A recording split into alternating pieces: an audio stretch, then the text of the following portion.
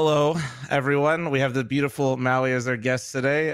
Cultural impact himself, the absolute stud that he is. Apparently, has a picture of Jimmy Kimmel. At least that's what he said on Twitter. And unfortunately, Slasher is still here, despite everybody. Very very popular request. He's still here. It's okay. So we're still locked and loaded and ready to go. We're gonna yap for about an hour and 20 minutes because Ches took his sweet time packing up his office, and Slasher's not going to let us drag on too many topics this time. I would never do that. I would never go over time and make Flom late for his variety stream. I know how important that is to him. I know everyone in chat. I know. I get you. I understand. Maui, how's it going, man? It's good. It's good. I feel like I don't know if we've ever really done a podcast together or anything, Slasher. I recently did stuff with Flom, but I don't know. Does the internet have any record of us talking to each other beyond Twitter replies? We were on Tarek's co-stream. True. Twice. True. Okay. I made a great joke, and then you made a really insensitive joke. Cannot believe you would do such a thing. Oh my god, that's so out of character for me. Everything I say is really just by the book. Never trying to cross any lines. Never trying to get anybody unhappy. Actually, I want everybody to feel good all the time. Wait, that's my. Hold on. No, don't come for my brand. Fuck off, buddy. You stay over there, all right? Toting the line. I'll be over here at the capybara of Counter-Strike. You keep doing you. I'll try. I'll try. I mean, talking about not ruffling any feathers. Congrats on the Eliza Masters announcement. You, Richard, and Thorin should definitely have a PG broadcast. Honestly, I feel like every team is just doing their job, and anyone that doesn't do well is probably going to need more time. They all tried as hard as they could, and I don't know. I think that's what we're going to say every single time. I'll probably read the box score for most of the post-game segments, and in the pre-game segments, I'm going to say I just need to wait and see. So I hope that Richard and Thorin are okay with that. I'm sure they will be. It all starts with the pistols, right? Every single time. Just got to win the pistol. Gotta win the pistol. I'm going to be honest. If you make it through the entire broadcast without getting banned on Twitch, I will be surprised. So I applaud you guys for at least experimenting. If you make it, it's a victory. I'm sure it'll be good. I'm sure it'll be fine.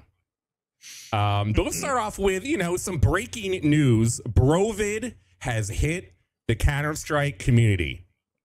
Oh, man. 7-8 IGLs from the top teams in the world have all come down with a mysterious illness today, all keeping them from Media Day at Blast. We cannot confirm or deny where it came from. Seems like it may have been designated in Denmark, the origin, but we're not exactly sure. There's a lab over there. We got to do some more investigation in terms of really where the origin is.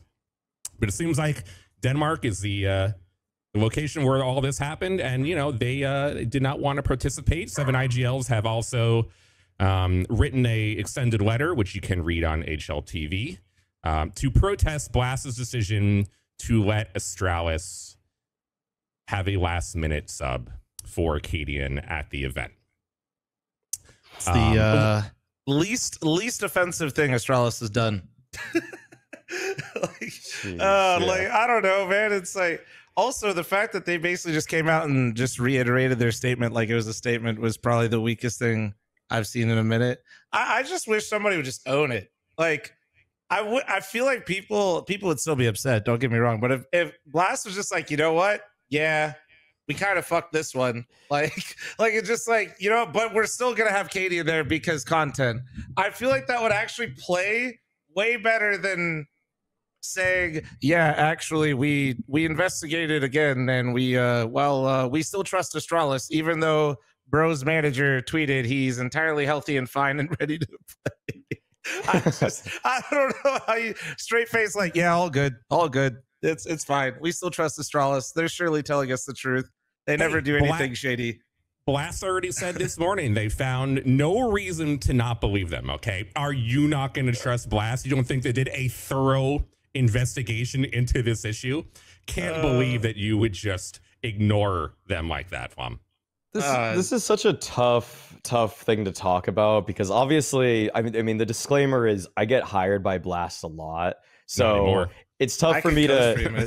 It's tough, yeah, and I think they allow both of us to co-stream everything. So, but I mean, the hiring part of it makes it so that I'm honest to God looking for some kind of light PR spin for this, but it's really hard. Like, it's very difficult for me to come to terms with the fact that every single public indication points to the fact that this is just a move made so that Astralis can get the lineup that they have now signed, that they want to obviously play with. And it does go above board on the whole roster locks, which apparently were like 2-3 weeks ago. And yeah, they have this emergency rule in place. It's tough to even say like what was, I don't even know what the circumstance was before where they said like, you know, we're upholding what the rules are in our book or in our rule book about it. And I actually talked to Mauisnake about this for a little bit because he's like the rule king. Like he reads every single rule book front to back, and he'll always find out that one little edge so that, you know, I mean, I honestly, if that's my manager for a team, I want a guy like Mauisnake, because if I'm a pro player, I'm not going to read that rule book all the way through, more than likely. You ain't reading the shit. I want my manager to read it all for me so that, hey, if I have a complaint about the soda that I'm getting at the event, Mauisnake can say, you say in the rule book that they'll supply proper refreshments to my players. They want this, not that. So I want him on my side on these kinds of things. And everything I've talked to from him is just that he has thought that they should have used Rugga as a sub instead of cadiaN. And like, I guess I'll take the angle here. If I want to defend Blast in any sense, to me, the rules are really tough to work through. Like, I'm still like looking for ways to even try to defend them on this one, but it's like they probably should play with Rugga, but the broadcast product would suck. And I think all of us want to watch cadiaN more. And it's like, I'm gonna say this: we all, as a scene, want the best entertainment. We want the best games. And like, you know, we usually want people to follow the rules. And I feel like if this were a little bit different, like the thing is that we dislike Astralis enough because they've done so much shady stuff over and over again that we're all punching down and like, yes, we want them to suffer and to actually follow the rules. But I'm going to say, if this was like Nico's joining FaZe for Reign, I think we're all going to be like, we'll let it slide. We'll let it slide a little bit there. So there's a tad bit of ad hominem here in terms of enforcing the rules upon Astralis. But hey, if it were up to me, I would probably just follow the rules. I probably would have wanted to see a doctor's note. Just anything, right? Or at the very least, maybe get the agent to not say it on Twitter. Like, yeah, he's totally fine, by the way. Like, I don't know what they're saying. Like, oh man, you're just boned. I'm with you though. No, I've said it. I think this is absolutely like just scum. Like, Astralis is scumming it up. Blast dropped the ball is how I see it, and they doubled down on dropping the ball. And then you sprinkle in the fact that at the end of the day, I do absolutely still want to see cadiaN play. Yep, I have no problem admitting that. Like, I'd rather see the more entertaining product, but I also will call it how I see it, which is this is not good. Like, it's not good for the scene from a competitive integrity standpoint, and that should be how it's upheld. And we rely on people like Blast to uphold that. Because if it were up to the fans like you and me, we would rather see cadiaN play, which is why they have to make the hard decisions. And that's why they're supposed to be there. You know, just to kind of like bring this one around a little bit and add some fun context to this. With the rules next year, would something like this remove their tier 1 license? That's what I was thinking about, is like, you know, I don't think anything is going to happen like that right now. I'm not saying that. I don't even, you know, once again, I don't read the rules. I am not Mauisnake. I am not that smart, but I know you have to apply for tier 1, like to run tier 1 events. You know, maybe next year, this is why going to a system like next year, maybe one of the positives you can take away is Valve could be like, what are you doing? Hey, what do you want to run more events? Because this is how you don't run any more events. So something like that, I think, would be overall beneficial. And I do think that hopefully we would see less, and having somebody over Blast essentially say, hey, you can't actually do that, and hold them accountable will be really good for the scene going forward. I mean, there are ramifications for this. Mauisnake, in reply to Richard Lewis, said this will, and quote unquote, and will likely qualify Astralis to the World Finals, which is also included. And it could give them a legend slot at the major instead of a challenger or contender. And that's a really big deal if that were to happen from this. Yeah, that's huge. I saw that just recently too. I had no idea, and I was just like, wow, I didn't even. My brain's so small, I didn't even comprehend something like that. But it makes sense. Like as soon as you read it, you're like, oh yeah, that okay. Well, now you really see why Astralis is trying so hard to push this, right? Like and make sure that it happens. And Blast, on the other hand, I think is, well, they're an entertainment product. They want the most entertaining product they can possibly have, and cadiaN playing for Astralis is far more compelling than Bro being involved. I was asking some of the players. I mean, of course, you have the IGL statement. Twist just put out a pretty long tweet a couple minutes ago on his longer thoughts. I do have a source at the event, one of the players competing. He sent me Blast's statement is very suspicious. The most important part is that an organization has attempted to block a player from being active by lying about the health of said player. This is a huge ethical problem and should be open grounds for an investigation. And it's really hard for me to disagree with anything that he is saying. Obviously, everything that Mao said about, like, we all want to see the best Counter-Strike. We all think that cadiaN being in the lineup gives us the best entertainment. We obviously think the team will be better off. However, just based on everything that's happening, it is not being done the right way. Astralis should not be given this leeway. But I actually have a question for both of you. Is cadiaN playing actually going to make any difference? Do either of you think that the team will actually improve or perform better with cadiaN in the lineup? The problem is their side of the bracket, probably not. That's also the other thing. They're gonna play against Vitality right off the bat, and unless Device has like some sort of, I mean, Device is definitely not bad right now. I'm not saying he can't pop off, but the type of performance he would have to have and the type of underperformance Vitality would have to have, I think, to make any sort of real, upset happen is pretty slim. And then let's just say they did, Astralis does win, they're going to have to play Liquid or Spirit, who are also Spirit less so. Everybody kind of knows how I feel about Spirit, but that's a hard side of the bracket to come out of. Like, so I don't think it's going to matter that much, but you never know. It could. Well, one thing that happened because they actually switched to cadiaN is that the seeding of Astralis became lower, which I think is why, because I think Vitality won the fall groups, or was like one of the top 4 teams or what in it. So that actually made it so that Astralis had like a lower seed, and they could have played a team, say like G2 or Liquid instead.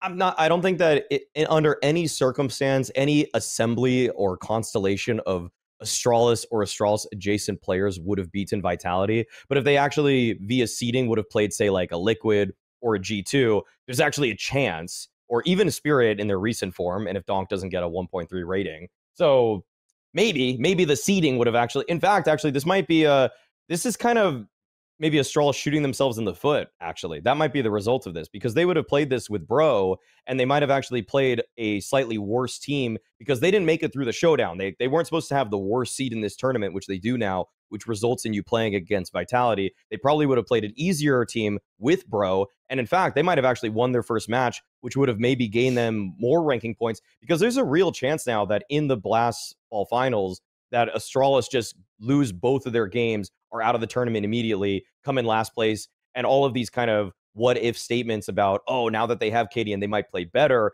are actually out the window because they put themselves in such a bad position via their new seeding position. I mean, I got to admit, I kind of want to see that. It is entertaining to see them lose 2 straight games and see the fallout after all this. Yeah, if they just immediately got bodied right off the rip, that would be pretty cinematic. I'm not gonna lie. It would be. I think that is like the best case scenario. Well, for everyone. Apex is gonna be chirping at him too. Apex is gonna say some shit in that game the whole time, and it's gonna be absolute cinema. It's gonna be great. Do you guys feel like the cadiaN move, was this even the right move to make? Like, was this the change that they needed?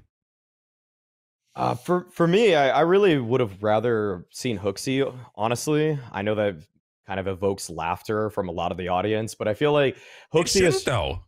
I mean, I don't think it should. He's gotten a bad rap, right? I really think he's gotten a bad rap. Yeah, I mean, like Richard and Kassad had full-blown crusades against this guy, and that definitely has shaped the narrative quite a bit in terms of perception as an in-game leader. But just looking at the results, Cologne, Katowice, he's actually, I mean, he did one time miss out on a major entirely, but another time went pretty deep into the playoffs. So there's kind of been some ups and downs with him. But in terms of cadiaN as a rifler, that's kind of my biggest concern. I like the way cadiaN calls, don't get me wrong, but as a rifler, I've never been impressed when he has to equip that because of, say, the money on Astralis' T side, or I mean, heroics, that is. Every time he picks up a rifle, I'm always just like, oh my God, like that's easily the worst player on this team. And I've actually seen more nice moments from Hooksy than from cadiaN throughout all of their careers. And that's with Hooksy being one of the worst riflers in all of Tier 1 Counter-Strike. And so I think that it's like one of those things where, you know, like the in-game side of what cadiaN's going to be is actually kind of bad, but the leading side is going to be good. Is there any possibility that cadiaN will be the main op and Device will rifle the entire time? No chance. No. There's 0% chance of that happening. The fact that you even spoke that into existence is cursed. All right. But no, I think Hooksy would have been better as well. What was interesting is I think it was on HLTV or like somebody, I think it was HLTV confirmed, said that he wasn't. They had a source saying that both of them weren't the first option. So I'm not sure who the first option was. But that's pretty interesting. I think that actually makes the most sense too, hearing that out loud, because like surely cadiaN wasn't the first option, right? Like I think that's not that crazy.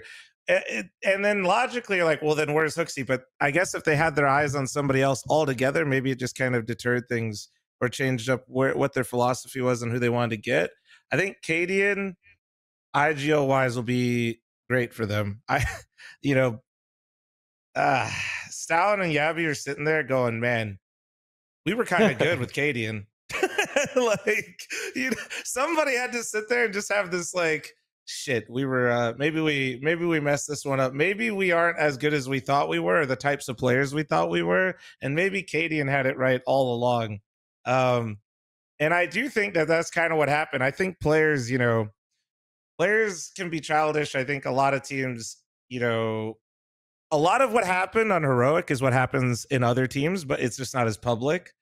But also, you know, the thing is, so there's always this inner team drama. Somebody doesn't like somebody thinks they're better than they are, or has a different version of themselves, whatever it might be. But like with cadiaN, you know, just like, oh my God, they just absolutely needed him back. They needed him back. They knew it, and they sucked it up. They're just like kicking their egos aside and saying, fuck it, we'll run it back with you.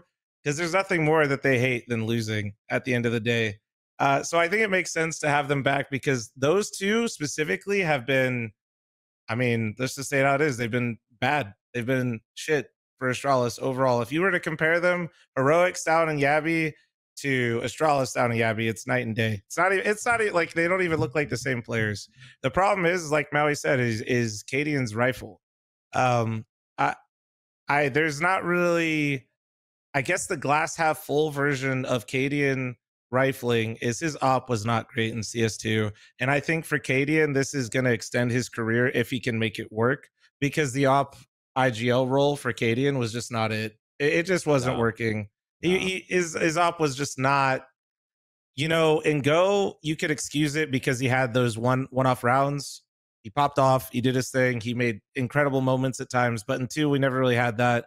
So in a lot of ways, this could be maybe a way to extend cadiaN. If he can get some sort of form with the rifle, I think it could really help.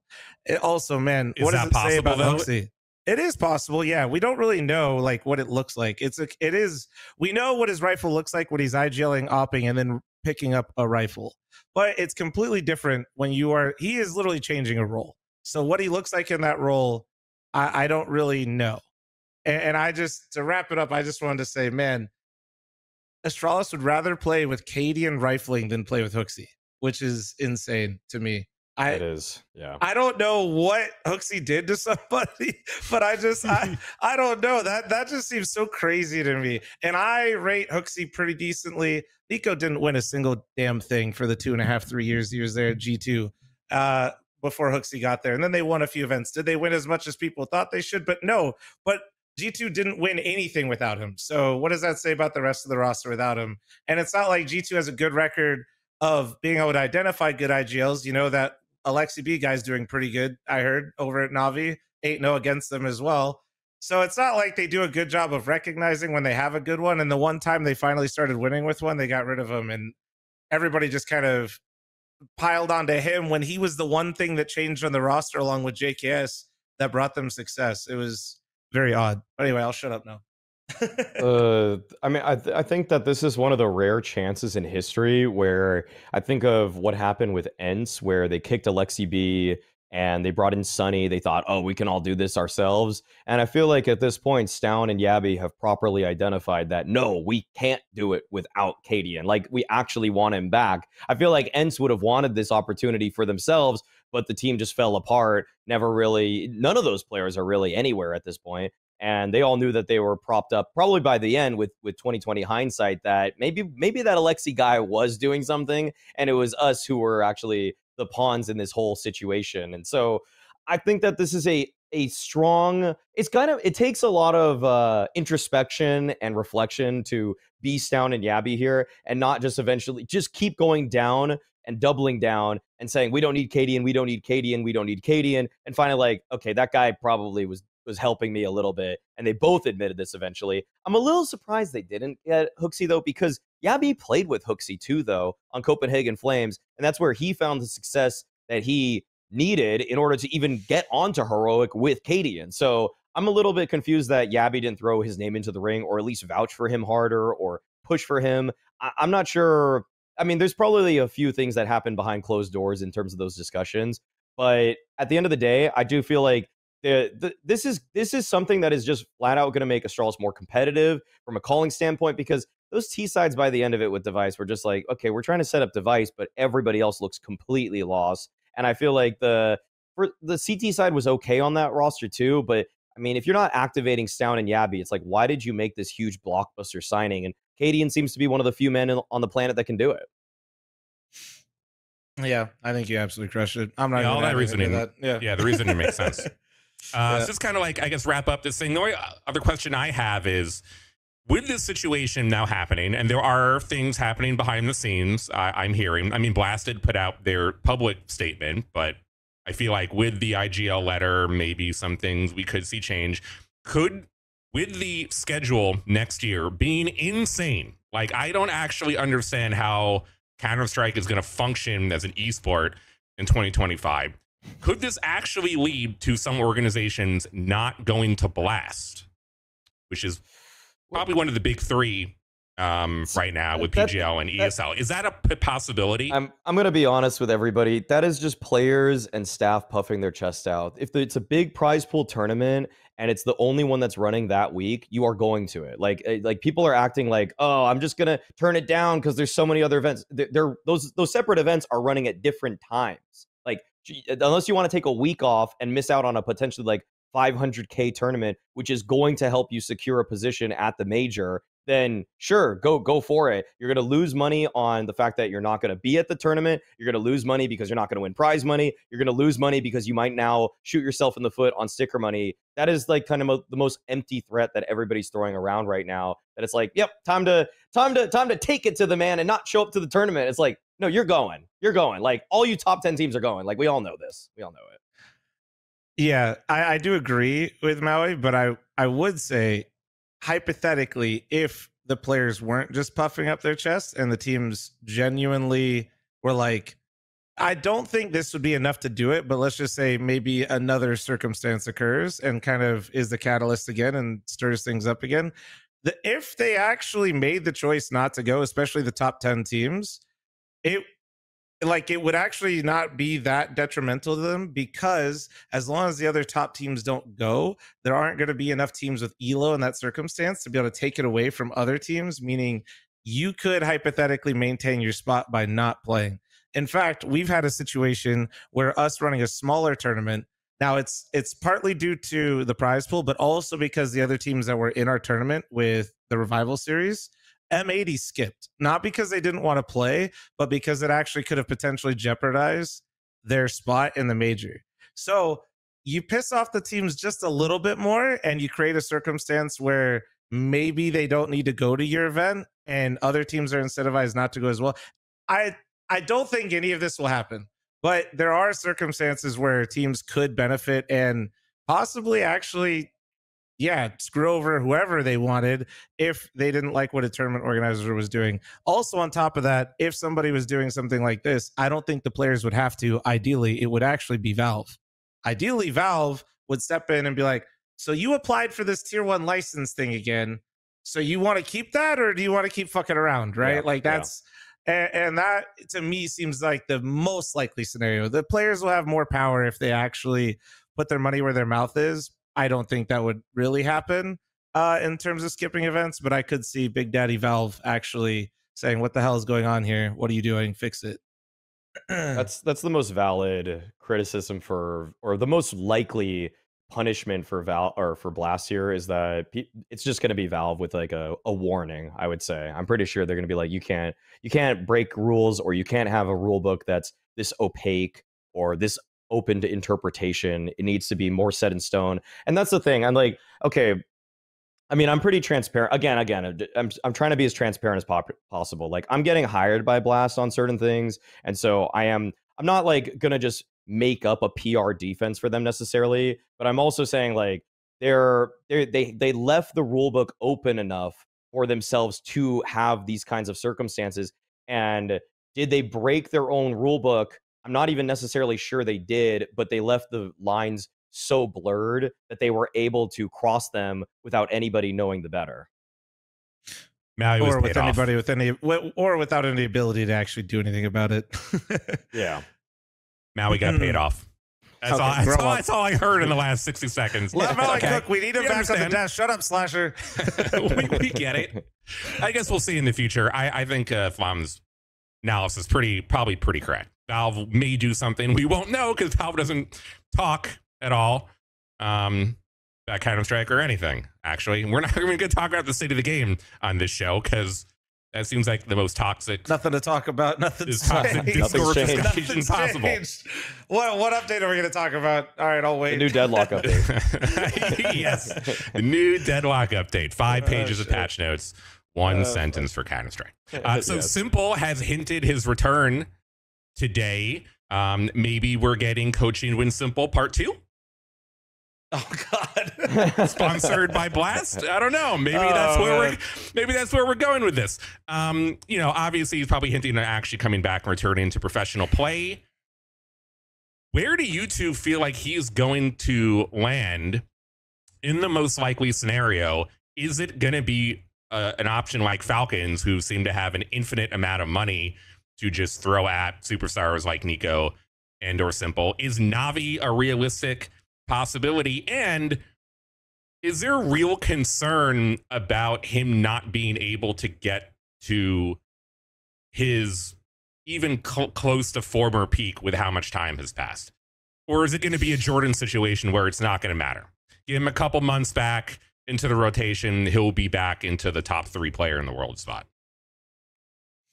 I definitely think the most likely scenario is Falcons. Well, Simple doesn't want to play for another organization besides Navi. I don't think he really has any desire to leave Navi. That being said, Navi doesn't need Simple. It's too much of a risk to bring him back in. If this were a different time and under different circumstances, I think that could happen. But I think that's really just the problem, is Navi suffering from success over there. They got Simple on the bench, chilling. I think Simple thought and felt very confident that he would be able to come back because, he's Simple. I don't even think he had bad logic. I don't think the idea of seeing that international roster, you got to give Navi credit. Like, they're the only ones that thought that was going to work. Like, at least in the time frame that it has, the amount of success that they've had, I don't think anybody was sitting there going, oh yeah, like this is going to go well. It was like, oh my God, what is going on at Navi? So I think Simple took his time coming back, which is fine. I think he's got a lot of stuff going on. I think the only organization that could get him out of Navi, just purely from a money standpoint, is Falcons. Yes. And do I think that he can get to his old form? I don't know. Not because it's just the game's different. Pro League, I felt like we finally started to see a resurgence of oppers, become more consistent. And I think that gives me hope for Simple, actually, more so, is man, it really felt like Oppers besides like Monacy just weren't like as dangerous. And Pro League really changed how I felt about that a little bit. I really felt like just Oppers in general are finding a lot more impact. They're finding a lot more entries. They're having much more of a presence besides just like the Monacy flashy plays. And I do, at the end of the day, Simple is my GOAT of CSGO. And to think that he can't get back there after this time frame off, I think would be, I feel like I'd be buying a little bit too much into the negativity. I think it's possible, but he has to find that same level of drive again, which is going to be the tricky part. I think it's there. It's just how far is he willing to go for it? And yeah, I think Falcons at the end of the day is the only one that's got to check for it. I like that you bring up the idea of Oppers doing well now in CS2 because, yeah, I mean, the stats back that up completely. I mean, Zywoo obviously was one of the top performers of EPL. Then you even had a couple people that you wouldn't have really expected to be really high on the list where their teams didn't find much success, but they did. I actually, personally, I liked how Searson started looking at big at this point. Zacher from Linvision was another guy that, despite his team losing, was doing well. Ultimate, and all of those guys were, by the way, higher rated than Shiro and Wonderful. On the whole topic, though, to get back to just the simple conversation here, I think the most obvious choice, like you said, is Falcons. It's just that they have the money to pay him. It feels in a weird way if you're going to Falcons, if they get Nico and they get Simple, you just kind of in a weird, it's such a blockbuster signing. And I feel like that's exactly how the PIF is operated by signing people like Cristiano Ronaldo and stuff like that. You know, you get these, actually, I'm pretty sure it is. He's working, he's on a Saudi football league now, but it's just like they're looking for these huge blockbuster name brand signings, sometimes more than even competitiveness of the team itself. And if they're able to accomplish that, sure, those players on those teams, say it is Nico playing alongside Simple, are going to say that they want to be the biggest competitors, but they're not crying themselves to sleep every single night when they're making 250K plus a year annually. Like they're fine. They're from salary alone, by the way. Like, so that seems low. Yeah, actually, I think it is low. That number seems I would say probably about twice low. that. I'll be honest, it'd probably be about twice that. But yeah, I'm thinking like say 50 to 75K a month, maybe, actually, when I really think about it. Yeah, that's what I would guess. You know, yeah. Okay, yeah. Glad you guys called me out on that. No. Yeah, that was worth saying. I'm so used to monthly salary. If Simple asks for $1 million a year salary, yeah. Do you think Falcons would give it to him? Like, does it matter? Like, probably, can Simple just throw out a number and they're just going to pay it no matter what? They didn't even think it's a discount because I was paid more than that. So yeah, they're fine with that. Totally. They're probably like, yeah, all good. Let's go. Oh, that's it. Okay. They probably tell him, they just hand him a check and say, write the number. Simple's agents would have gone through that discussion and they'll be like, $1 million. And they're going to go to themselves and be like, did we ask for too much? Like, Simple hasn't played for a while. What's going on here? And then the Saudis just immediately sign that check right there. And they're like, fuck, we should have asked for more. Yeah, it's the classic. If they sign too fast or say yes too fast, like you fucked up. Always. That's how I always feel. That's how I always feel. Do you guys feel like that's actually going to be a winning situation? Like, if they do get Nico and they do get Simple, and they make some adjustments to the team, is that automatically a top 5 contender? Top 5's high. I would top 5 say is really hard to say because it always relies on the chemistry of the team. And that's actually the really nice thing about CS right now is we are seeing, how many times have we said something like, this looks sick on paper? And then it's just like buns. Like, it's just not good. I think that type of move definitely gets you, it's a very unpopular opinion, but I think something like that might make it more likely for Nico to win a major. I think currently on G2, they can win any tournament, but they can also like lose in groups the way that they're currently built. And I've said this before, I was thinking it would be more Monacy, but let's just go with the thought that it is Simple with him announcing that he wants to come back or is going to come back. Nico paired with Zonic, paired with Magis, who's, I mean, those are the people that aren't talked about in that move that should be talked about most. And what is the one thing Nico does not have in his career now is the major, right? It's always been when does Nico get his major? When does Nico get his major? He's been in a finals with Mauisnake for a major final. Like, this guy wants his major, and I think being surrounded by those two, and let's just say probably Dupree over Madden in that scenario. Maybe, I don't know. They have a couple different. It's a coin flip for me on that. Yeah. I don't know which. I'd personally take Dupree, but I'm a fanboy. So, but anyway, then it would be like, okay, how far does Simple's form like go? How much does it come back? In terms of experience on that roster and what they're geared to do, I actually think they have a slightly higher percentage of doing better for a major than he would currently on G2. Funny enough. I just think that the team right now is so boom or bust that he's on, where like they could win a major, and the way that they would win it would be spectacular and it'd be so fun to watch. But it could also just go like crash and burn in like playoffs, like on the first round or something. Maui, do you feel like Simple can Simple return to form? I haven't really seen these games necessarily, but someone posted all of the stats that he's had from his latest Face It lobbies, and they are very good. So that's what matters the most, as we all know.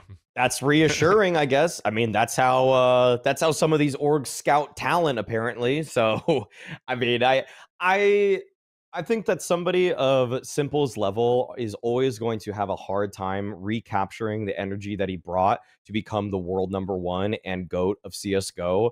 But that being said, I do believe that when you had that in you before, it's easier to reignite that sort of fire. So for Simple, he still feels like he has more to prove. And I also think that one thing that is good is that all of Simple's other extracurricular endeavors have failed. I feel like when people are actually kind of floundering on these other aspects of celebrity lifestyle, like his Play Like Simple course, just kind of media deals, other sponsorship deals that he's going through, I'm sure that in some way they're paying decently, but it's not like he's achieving some kind of level of success. I feel like people are so quick and fickle in this space to just say, if you're not competing and you're just doing these media tours, like, I don't care about you. And people lose interest very quickly in these kinds of people. So Simple's attained such a high level of cultural impact that he's going to be able to actually monetize himself for a long period of time. But I don't really think he's finding fulfillment. And I feel like he knows that deep down, the only way that he's going to find life balance is through competition. And I feel like that is going to push him to try to at least become the man that he was before in the server. I mean, like, as you mentioned, he has the opportunity, if he wanted to go full-time into content creation and streaming and probably make as much or more money if he wanted to just doing that. In Valorant, we saw TenZ retire recently. And obviously, he has not reached the heights of Simple or even remotely close, but he had a relatively good Valorant career. But him being able to do full-time content creation and streaming, he is going to make more money doing that than whatever Sentinels is paying him to play. He's still going to get the salary from Sentinels. He's going to make much more in streaming and YouTube and TikTok and focusing all of his efforts on that without having to deal with any of the problems and stress of trying to win a championship. So Simple could go down that path, but he is very much the type of person that needs to compete. That the competition is what fuels him and it allows him to be who he is. I really feel like, as you said, he is much more. I could see him definitely choosing to come back than going the content creation route, and he definitely could do that if he wanted to. Yeah, it's not as sexy, man. Everybody always like if he likes streaming, that would be maybe an option. But TenZ streamed every day, even while he's competing. You know what I mean? Or when he had every time he had time. You know, you never. Well, there's only 2 tournaments a year, so he has a lot of time. Yeah, but I'm just saying, you can kind of tell who wants to do it, right? Like, Simple doesn't. I think Simple streams because he knows he should, and he turns it on and he plays when he feels like he can. But I don't think he enjoys it like that. Like, TenZ, I think, enjoys it. I think certain people enjoy that aspect. I don't think he really does. I think it's something he feels like he should do and needs to do, and it's like a checkbox rather than something he'd ever want to really pursue. Maybe that changes later down the line, but I don't think he really enjoys it that much. Yeah, I think you're probably pretty spot on. Okay, let's move on to Pro League that just finished This past weekend, Navi with another championship and a banger grand final with Eternal Fire. I gotta say, the playoffs were kind of a snooze fest. Like, we had a really good group stage, and then most of the playoff games were quick 2-0s, a lot of disappointment from North America, which we're going to get to in a little bit. And it really wasn't until the grand final when we had really an incredible series to wrap it up. I gotta say now, especially with MR12 and the shorter games, I think we need BO5 for every single grand final. All the major tournaments need to be BO5. Do either of you dispute this? If it's something that it's as lengthy of a product as ESL Pro League, I feel like it's such a disservice to end it all with just one more BO3 that might just end up feeling exactly like every single other one. And to credit Eternal Fire, I felt like that could have easily been a 3-0 if they came in with the form that they had a month ago. But to make it, like you said, the most entertaining series, legitimately, I don't know. There was a couple. I think the one other, I like some of the playoff series were sort of forgettable, I would say, but like even the way that G2 lost to Navi, for example, it was sure it went 3 maps, but they're all very one-sided. In fact, I think Eternal Fire gave us 2 of the best series of the playoffs, the one that they beat Vitality and the one that they actually played against Navi. So, and beyond that, like some of these other matchups that were supposed to be billed as like these big hype deliverers like Navi Spirit were very flat, and that was kind of sad for some of the teams. Again, like people when they face against Navi have lately started getting embarrassed, but Eternal Fire was the one team I would say in the playoffs that just didn't flat out get embarrassed by them. They stuck it to them on a couple maps. Even the maps that they lost, every map that Eternal Fire lost, they got 10 or more rounds. That's very impressive, and even blew out Navi on one of the maps that they won. So I found it to be an incredibly entertaining product. And to answer your question, yeah, BO5 Grand Finals need to be the standard for events that actually want to be taking themselves seriously. I think it's just actually, you know what? I'm getting mad at Valve. Why is the major not publicly announced to be a BO5 Grand Finals now? Like that's the one thing that the major needs, because come on, are we really going to get a BO3? Are we going to get a BO3 again? It's insane. It's insane for the major final to be the pinnacle of Counter-Strike each year for it to be a BO3. That does not make any sense to me. Yeah, no, it does suck, because now, like with MR12, like you said, I mean, it just feels like the natural progression of things, and the Valve rules haven't caught up. Typical. We'll probably get another deadlock patch before they update the finals of the major. No, I mean, yeah, I think BO5 has to be. I do think that it's always kind of, for Pro League, absolutely makes sense. Yeah, no way around it. I do think some tournaments, like next year, we're gonna have a lot of tournaments. I think everything always ending in a BO5, depending on like the length of tournament, the prize pool, who's there. No, I don't necessarily. I'm not going to pretend that I'm going to be amped for every single final matchup, best of 5, right. And then having more maps would add value to that. But yes, like, the Cologne, cadiaN, the world finals for Blast, or the global finals, I forget which one they call it, the major finals. Yes, of course. I do think that standardizing it for every single event could be a bit much depending on the circumstances, but what we would call S tier events and majors, yeah, absolutely. I don't think anybody really would go against that. The Eternal Fire Blast game, or sorry, did I say Blast? Eternal Fire and Navi game was insane, man. I really was worried going into that final that it would kind of be a, just a dud. It would just kind of fall short and feel like, that side of the bracket was just the weak side of the bracket, and we got the weaker team, and Navi just bullied them, and we just go home. They absolutely delivered. And I just want to shout out Major.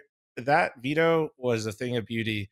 It didn't work out the way he wanted it to, but it was still fantastic. They had a real chance to 3-0 that because of how he decided to do that veto and take a chance, and it almost paid off like huge.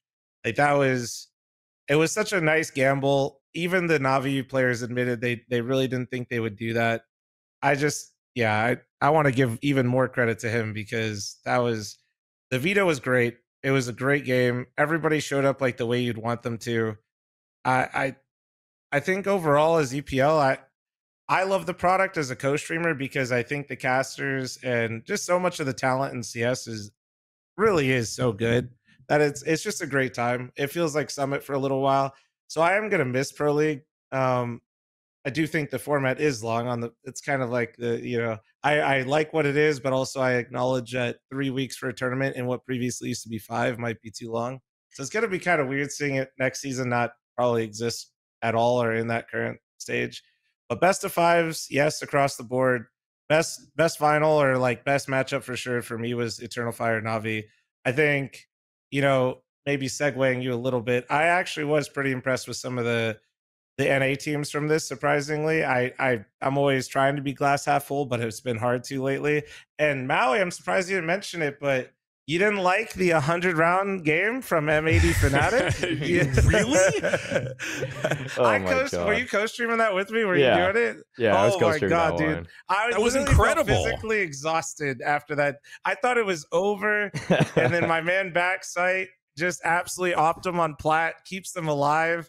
I couldn't believe Slack's. I literally was like, oh shit, we're going. That's it. And Slack's just 1v3s, keeps it rolling. You're like, okay, now it's never ending. It was I love that was a great matchup. NA biased fully, but still 100 rounds, a lot of energy, a lot of great rounds that occurred too. It was a good one. But EF Navi before we get to NA, okay, because we will get to NA in just a little bit. There was some controversy to come out of the EF Navi Grand Final, where afterwards Blade went on Twitter and essentially said that the fans that were Turkish were giving away their positions inside the game, and that he wanted people who understand Turkish to confirm this, and said that they received multiple warnings, but continued to do it anyway. There was some discussion about the Major versus Wonderful 1v1 in Tunnel, where it came out afterwards that Major did hear a step, and it was not based on any type of information from the crowd. The EF manager and the players were going back and forth with Blade around this issue.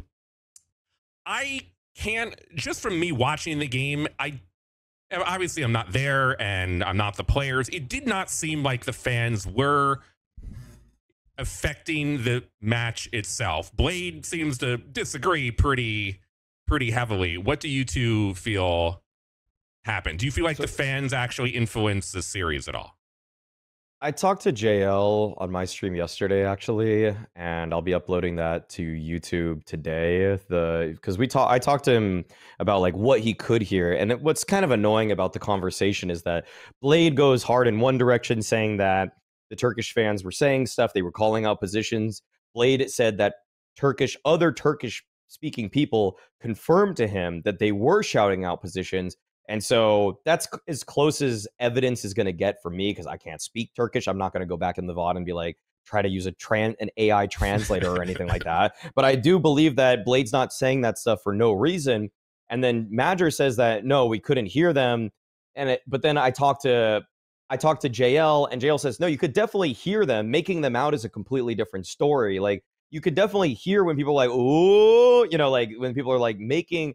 That's the problem with all arena events, is that in a game that's so influenced by the information that you have, the crowd can make you believe that you're doing something that either is about to be special or you're about to be the end of somebody doing something special. So you're always going to be a little bit more wary of those kinds of opportunities, those flanks, whatever.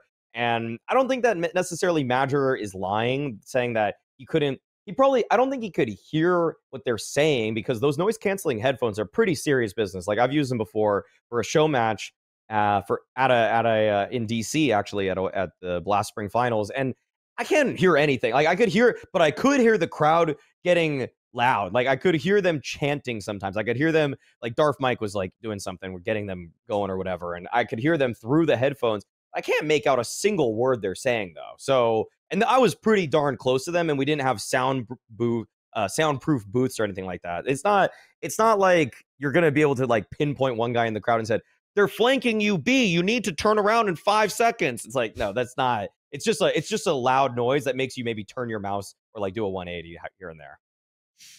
Yeah, I was a little surprised Blade made the tweet, to be honest. I agree. I feel like this is below Blade. Felt out of character. Multi-major champion winner. Yeah. He just won an incredible championship. Do you really have to go on Twitter and basically spark this controversy, alluding to that, EF were getting calls when you won the final anyway? It just seemed unnecessary to me. Yeah, it felt like it was a really good final, and then like you're really like, everybody's really trying to hype up Eternal Fire, even though they lost. And like, because it was a great match, they played some great CS. And then, Blade doesn't tweet stuff like that. He doesn't tweet ever. Like, so him coming out and saying that, it's like, well, I immediately kind of like am intrigued. Like, it carries so much weight, right? Yeah. Because it's like when your dad's mad at you, right? And like, he never says anything, but then he finally speaks, and you're like, oh fuck. Like, you're like, now I know I did it. It's like, I think Blade carries a lot of weight in the scene. I was really surprised he tweeted it. Okay, let me just say this. If somebody in the crowd is knowingly shouting out, like, they're going A, they're going B, they should be removed. I don't think anybody would ever, of course, disagree with that. Yeah, but I don't think that was really, that could have been what was happening, first off. And even if it was, that's on ESL, Eternal Fire didn't do anything. And then two, like Maui said, even if somebody's doing that, I don't think the players, through in-game sound, team comms, noise cancellation, I don't think, even though they're very close to them, they were going to hear anything that was substantially, they're not actually hearing those words, they're hearing the noise. The noise is the most impactful thing, but the information flows both ways. We have seen information sometimes help a player, and you assume it's always for that player if it works out for them. But there's so many times where information completely backfires on a player and gets them killed, or not information, but noise. So I just was really surprised that Blade mentioned it, because I just don't, it's going to be a part of the game forever. I don't know why we're trying to make a distinction between what certain fans are saying and what other ones aren't, because there were also, part of that Twitter thread that basically, if you weren't there, is the only thing you can go off of. They were talking about how Navi fans were also, there were a lot more of them overall, even though Turkish fans were shown on the stream a lot more. There were a lot of Navi fans there. Maybe they weren't calling out things, maybe they were, but they were making a lot of noise as well in certain situations. It's kind of like, we shouldn't be talking about it because it's what's going to be in the game. It's forever been there. And it's just surprising that somebody like Blade, who is as much of a seasoned veteran as he is, like, kind of mention it in the light that he did. And I think it just tries to take away from Eternal Fire in the process. I don't think he meant to do that, but now we're talking about Turkish fans potentially yelling out things and what rounds were compromised because of some noise. No, the game was great. Information went both ways, like it did in front of 12,000 or 12,000 people, whatever it is. And Lanxess, it's the same thing. It's just a different total number. So yeah, I think if somebody says something, they should be removed. Like, if it's like blatantly trying to just ghost where the other team is going. But if it's overall noise and people being excited and people maybe giving away that you're ninja diffusing, that's been in Counter-Strike forever, whether it's in Pro League or Lanxess or wherever. Yeah. Yep. I agree. It just seems like a much ado about nothing. I mean, there's a situation, it's always going to happen. But, the organizations try to minimize it. And the tournament organizers, that is their responsibility. Before we get to NA, we kind of had this discussion on the previous podcast, but do you guys feel like Eternal Fire are going to be able to keep this up? Are they going to be able to get to another grand final to finally get Xantares his big championship? Or are they going to look back at this and be like, this was our chance. This was our only chance to do it, and they are not going to be able to make a return? It's a tough call for me because they were good early on in the year. At Katowice, they were pleasantly surprising. I think they made top 8 there. And then at the major itself, they made top 8, where they lost to Navi in the quarterfinals. And I felt like that was supposed to be their ceiling and that they could hopefully maintain it. But then they kind of fell off again. They kind of had a period of a few months where they sort of had meddling results. And then they started coming back up again. They won the CCT Global Finals, which was an online tournament. That being said, it was online, but I'm pretty sure it had a $500,000 prize pool, so it was a huge victory in terms of money for them. But now in LAN situations, they definitely could win like the tier 1.5, tier 2 LAN, like an ESL Challenger League or ESL Challenger event, something like that. But for an S tier trophy, unfortunately, I just feel like the competition is incredibly stiff right now. Sure, they beat Vitality, and they looked really competitive. I think if they get the right sort of bracket draw, they could do it. but this was damn near as close as of a good bracket draw as you could get. You had pretty much only 2 teams in the top 5 that you played against, in Vitality, who you beat, and then Na'Vi, who you lost to. But imagine going through an actual gauntlet of playing like a Maus, a G2 into a Na'Vi. Now we're talking about what a real playoff bracket looks like. And that's when I think Eternal Fire are a bit behind the ball when it comes to just being as competitive on a individual standpoint. Their strategy actually looked fairly good on most maps. I actually like how they play, say, Inferno. I like how they play Anubis. I think they can play with some of the best teams in the world on those maps. But then when they just have to play something that's maybe Ancient's a bad example because that was kind of usually their perma ban. But if they have to play something that's a little more brawly, let's say like a Mirage, I haven't really seen all the players pop off at the same time ever. Like you get the consistent force out of Xantares, but Woxic, beginning of the year was pretty poor for him, or pretty mediocre by his standards, and now he's playing well. But at the same time, it's like, well, YKD has kind of fallen off a little bit, and I just feel like for whatever reason, I mean, just by and large, they just don't have the same sort of 4 top 20 players HLTV that every other team in the top 3 or 4 or 5 have. So it's always going to be an uphill battle for them, where it's almost like their strategy has to go above and beyond the fact that their individuals have some deficiencies in the firepower department. I think they can, but maybe not. Like I don't expect them to win the major, right? But I do think they could be in the playoffs of the major, kind of like what Maui is saying. Yeah. I think they could. Like Rio's coming up, for example. They have a decent bracket for Rio to get out of groups. It's not easy. I mean, Rio's pretty good. I made the comment that they came from the easy side of the bracket, in Pro League, but they did have to beat Vitality, and Vitality I rate incredibly highly. Yep. Maybe in my man, they're definitely it's them and Na'Vi, so they had to beat one of the big ones to get into the final, and the way they did it was impressive to me. Obviously, the rest of that playoff side of the bracket was weak, and their route to Vitality was weaker. But the big story for me of Eternal Fire, the thing that's changed, and Maui was talking about it, is Woxic. Woxic was a big part of my feelings of how the op just looks like it has a lot more impact right now. He looked fantastic for them, and if he can continue that for him, it's a lot of ifs, ands, and buts. Like Woxic played great. If he continues to play great, something like a Rio, I think, is actually in their realm, in their scope, because other teams might, it kind of depends on how the other teams approach it as well, based on where Rio's positioned in the calendar. But I could see them actually making a run there. I'm not just trying to like feed the hype train like really hard. I do think if a Woxic maintains that form, Xantares is going to get his, man. He's an absolute machine. Xantares will be there. I feel very confident in saying that.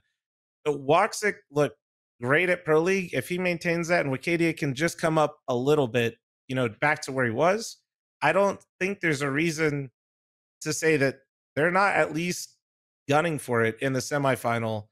I think they can for sure get to a semifinal. And Counter-Strike's at that point where unless you're Na'Vi or Vitality, I'm not confident you're going to win it anyway. Unless you're one of those 2 teams. Those are the only 2 teams I put as favorites for a tournament right now. And so I think EF is just outside of those 2, looking in like a lot of other teams are right now. But like kind of Maui said, it's so reliant on the individual form, because they don't have that lineup that G2 has, where across the board, they're just absolutely stacked. Right circumstances, right amount of things going right, and things just maintaining as they showed in Pro League. I think they could for Rio. I think the majors maybe a step too far. Yeah, I'd say so. I'd say that's pretty good. Pretty good read. No, thanks. Okay, let's move on to North America, as we were talking about before. I just want to throw this statistic out before we start talking about this. Since the Liege came on our podcast a week and a half ago, North America versus non-North American teams went 12-3 in maps and 6-1 in matches. The only match they lost was versus Big in the 1-2 series. After Ryan from Dust 2, our good friend over at Dust 2, came back from his vacation, North America went 2-8 in maps and did not win a single series. God damn it, Ryan. Okay, Ryan.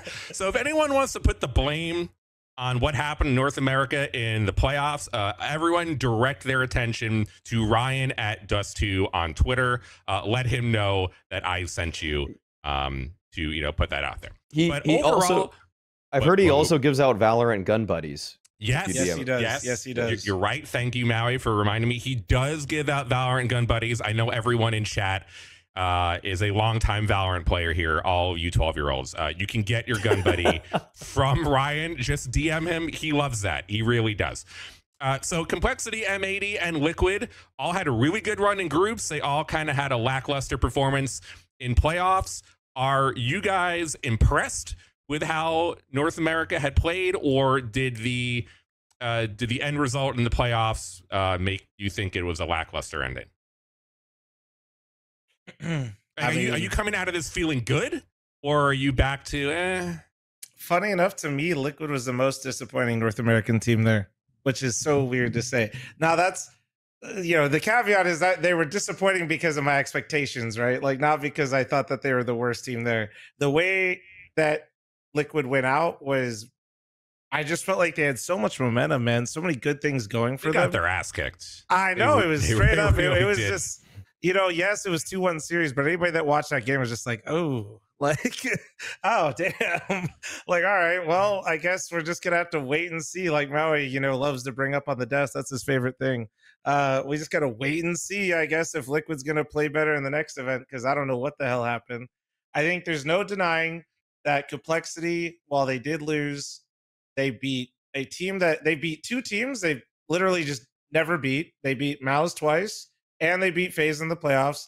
FaZe in the playoffs right now, if this were any other circumstance, would be a great win. But unfortunately, it's a little hard for me to get excited about that. I hope they are excited about it as players, because I think that'll help their confidence. But it's hard because FaZe has had that dip. So looking at Complexity, I think they did fantastic. I really do. They had a great bounce back, beating Maus twice, beating Astralis twice. They beat Astralis so bad they made a roster change, and you got over the hump with FaZe. That core has never beaten FaZe ever. So good for Cole. M80, very good. Great. I mean, fantastic. Yeah. I think the way the only thing that stings is similar to Liquid is the way they went out felt really bad. It felt like they just didn't get into the game. And I'm glad. I think it was Rec or somebody else.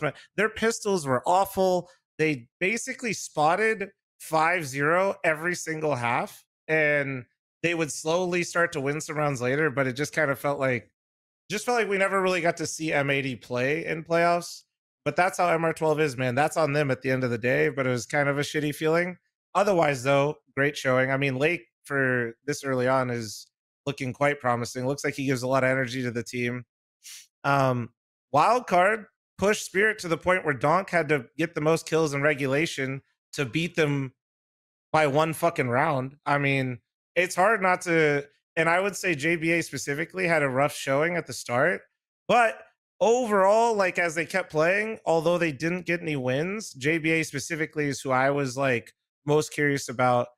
It felt like he was getting more comfortable. His stats don't look great.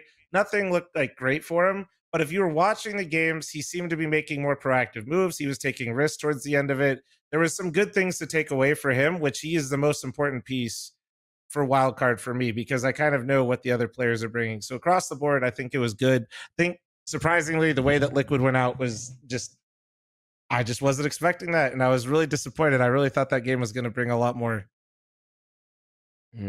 Just for Wildcard, I will say, as Maui says, that was the Amaranth cultural impact. Okay.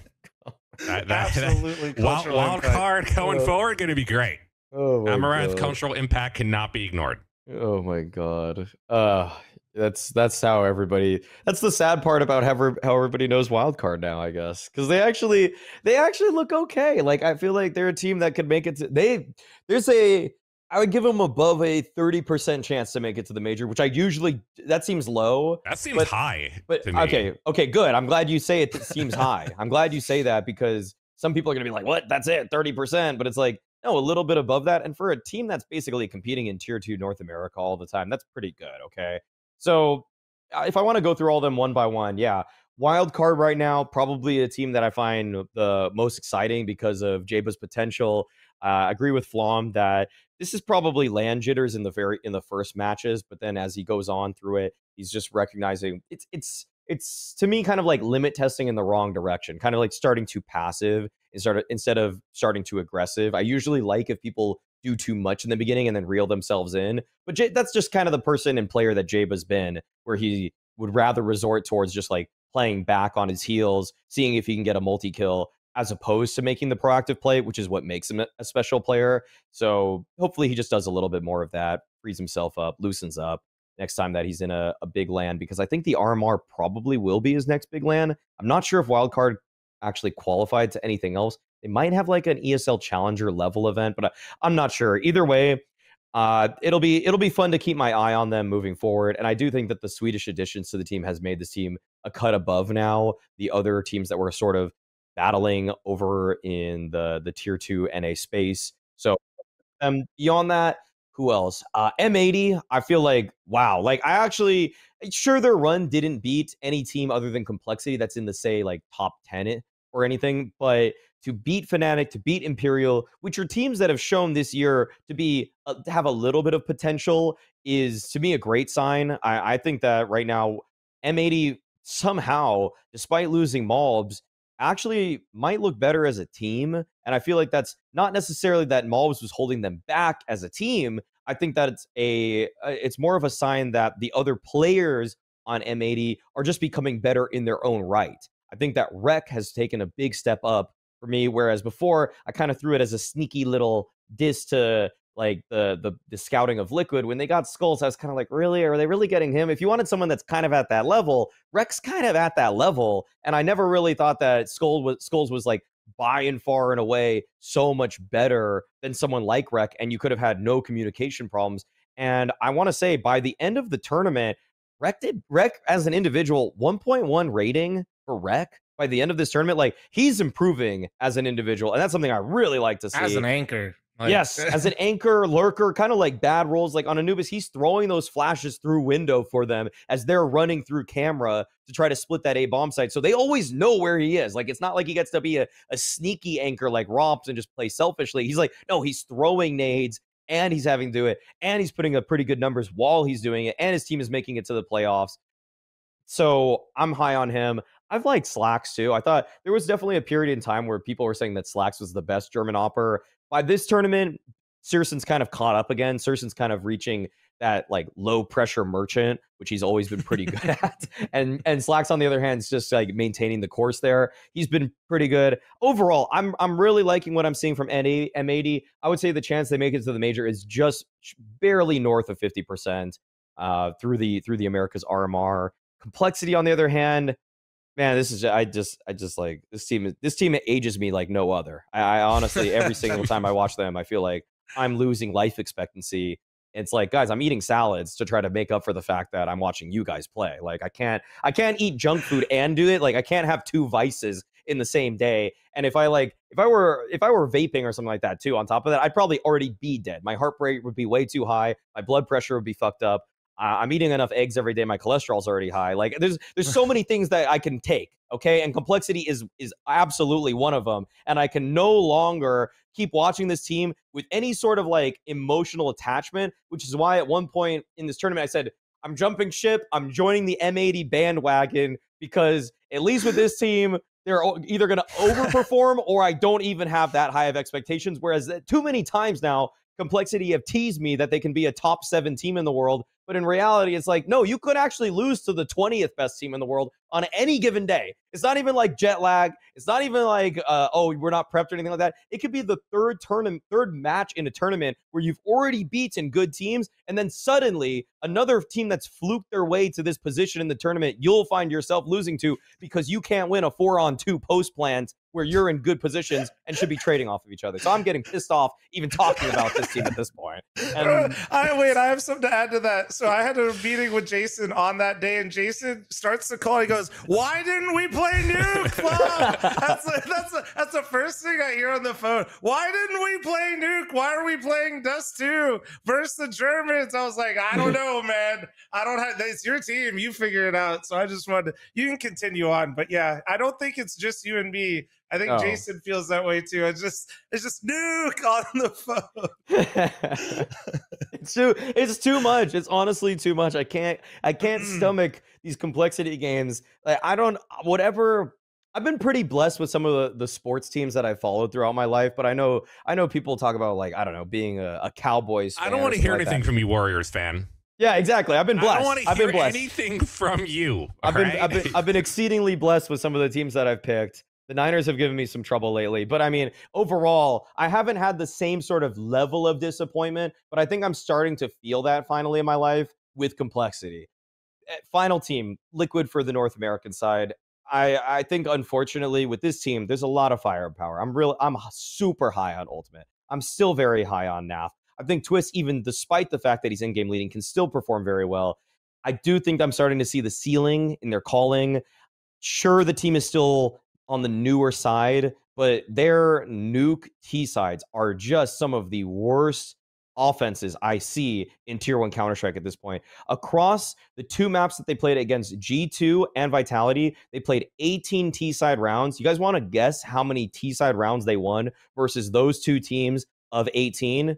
They won 1. They won a single T-side round. They got 0 rounds. Hey, it could have been 0.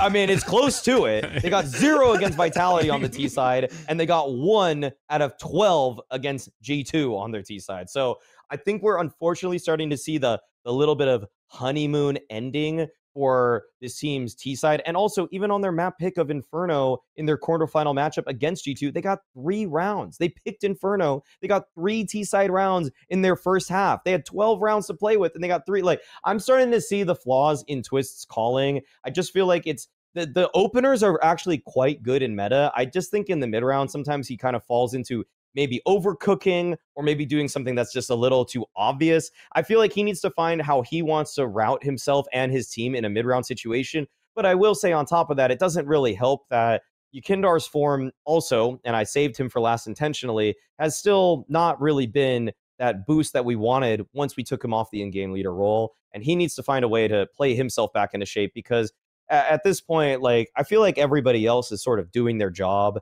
And maybe I'm extending a longer leash towards JKS, who has been, like, good. I think he's better than Skulls, but maybe he hasn't been the star anchor, star lurker that some of us had hoped he would be. And he's just to me like a 8-10% upgrade for Skulls right now. And I wish he was a little bit more, but I think that's also due in part to the fact that the system is not really behooving anybody on this team as of now. Yeah, I just wish Twist was more selfish. That's all I want to add. I think sometimes, like you said, I think he tries to overcook and tries to, like, set up the team the best way possible. But Twist is literally the best player on that team.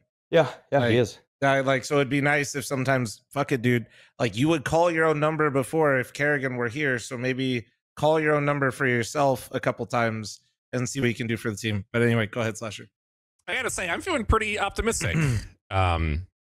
After this week. I mean, besides Liquid kind of getting blown out in their final game, M80 picked up a ton of fans, I think, from across the world, not just North America. They have become a mainstay just from this one tournament and the Fnatic game, and they're really going to need it because their Valorant team just failed to make VCT, and they have no money for next year. So fans, you better buy some merchandise. You better buy some skins and all that. Look at me. M80 needs your support as much as possible if you're a Counter-Strike fan. I think everything you said about complexity is definitely true, but they won so many games against good teams, even with FaZe in the current, like, situation that they're in, that you got to feel pretty good about complexity. They can lose at any point against a team like MIBR, which they probably should be winning that matchup in a bracket that they had their opportunity to get to a grand final. So you can be disappointed, but overall, I think they did play pretty good. The thing that I thought of the most in all of this is that you have Lake and you have Rec, who played, really well, I think, for M80. Does that indicate a scouting issue when it comes to Team Liquid, that these are two players that Liquid could have had on their team, if they really wanted to have a North American centric organization, do you feel like that M80 is a good example of a lack of talent scouting at the highest ends of NACS? I think it's yes, but also you have to think about how Liquid views themselves. Like they think of themselves as a team and an org that's going to always be in the conversation for win now, win now, win now. And I think the way they view players like Lake and Rec isn't that they don't have the potential; it's that they don't want to wait for it. And I I don't know if I could fault them for that as much as, like, it's easy to do. Like, it's easy for me. Like, look at Rec, dude. That guy's killing it right now. He's looking real. What were you doing? What were you thinking? You know, like that Malbs guy. I joke about it. You know, Malbs is running around the scene for like 4 or 5 years, owning me and pugs, digging me everywhere, fucking annoying. You know, but like that, it's hard for Liquid because people expect Liquid to be in the top 5 conversation at all times. They expect them to be in the conversation for winning tournaments. I'm not saying they're always there, but I think that's how the organization thinks, views their moves, and is trying to, well, like, build the roster at all times. I also think some of the players being older and as experienced as they are, I think that those players value some of the other older players a lot higher. And I think they have a lot of say in terms of who they want to pick up, which kind of leads to the problem of I don't think the guys even know who Rec is or Lake is. I don't think they know who they are. And I don't blame them. They're in Europe most of the time, right? They're not going to have any exposure to them that much besides maybe like 1 or 2 scrims.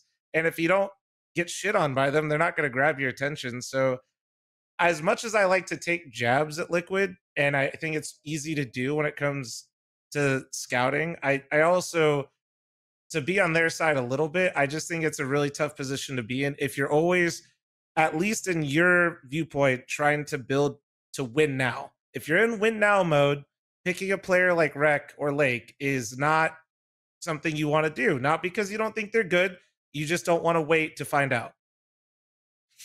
That's an incredibly well-rounded take that even though everybody can look back at how well Malbs is playing for G2, how Rec has blossomed into a better player, it's not necessarily, we're not in the position to with that responsibility. And so I've also personally I probably made a couple bad predictions here and there, and those would have probably also blown up. So dude, you're an analyst. 100% of the time you are correct. You are never wrong. True. They never admit defeat.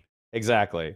Always double down, never admit defeat. And it was some other reason that any of my takes went the wrong way. That's how I always need to frame these things. So there you go. I think I just think Flom's take is really good on the fact that, yeah, Liquid probably could have done a little better with scouting. I feel like the biggest concern to me with kind of how things have gone for them recently is that they're getting these guys in like tier 2 other regions, and Skulls didn't work out. Ultimate is working out, but I just feel like you would help retain your core fan base if you just said, why are we going to Brazil and Europe, but we won't go to North America for a tier 2 talent? Have they been burned too many times in the past? That's kind of the one thing. Or is it actually the ego of somebody that's either on the team or a coach or anybody? Are they saying, oh, no, those guys are beneath us. I've played them in pugs before. They're bad. You know, like, I hope that somewhere along the chain of command, there isn't one person that's just stopping everything dead in its tracks because they have some biased opinion about one guy because he's played against them in either like a qualifier or like a pug or what have you. Yeah, they're very true. I mean, NA scouting, NA players has been, such a topic for a very long time. You got to give a lot of credit to M80 as an upstart organization that's only been around the last couple of years and only kind of recently got into Counter-Strike for having a really good eye at upcoming talent and giving them a chance and succeeding really well. More than Complexity and Liquid at the rate of how long they've been around and the players they've picked up. All right, so Flamo's only got 5 more minutes for his variety cast. What are you playing today, Flam? Okay, was that him? Okay, I think that was kind of laggy. Are you asking what I'm playing today? Is that me? Okay. Yeah. Midnight Heist. Yeah, you're just full frozen for me, but you look great. Yeah. Ches came into the year and said you're just stuck. But yeah, Midnight Heist is the game we're playing here in a little bit. but I'll take it over for now because he's he's just frozen with Maui's pure cultural impact. He just can't make it out. What we were gonna do and what we're gonna end with is blast predictions. What do you think? Who you got? Just who's winning right now? Just the stereotypical. Navi. I would go with Navi. Here, I thought about this prediction a little bit. It's just that these tournaments have been really hard to predict throughout the year. But like I would put like 50% of my stock in Navi. I'd put say 30% into Vitality. You're playing it safe. Come on. Yeah. Well, the pick is Navi. The pick if it's just pick the winner today. I would say Navi. I mean, that's a good one.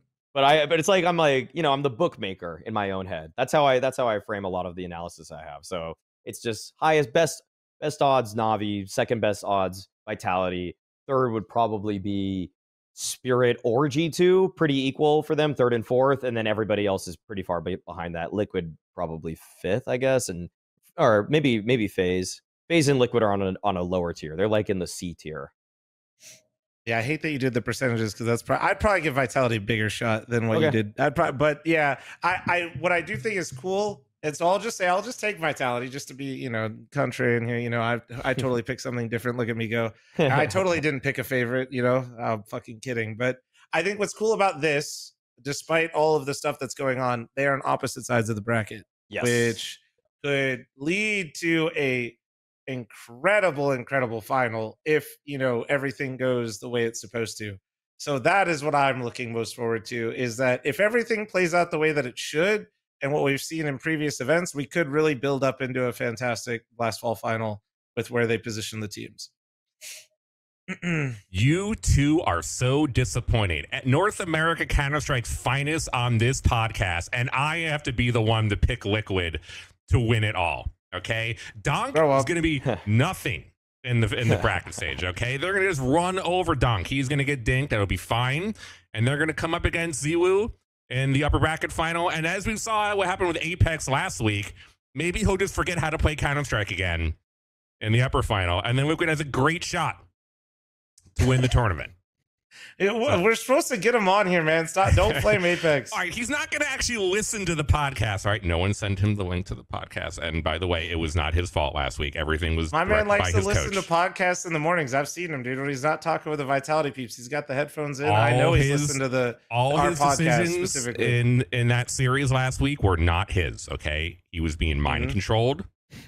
And he was running through smokes. That was not him doing that. Okay, those were not his decisions. I'm picking Liquid. They're going to come through, prove us all wrong.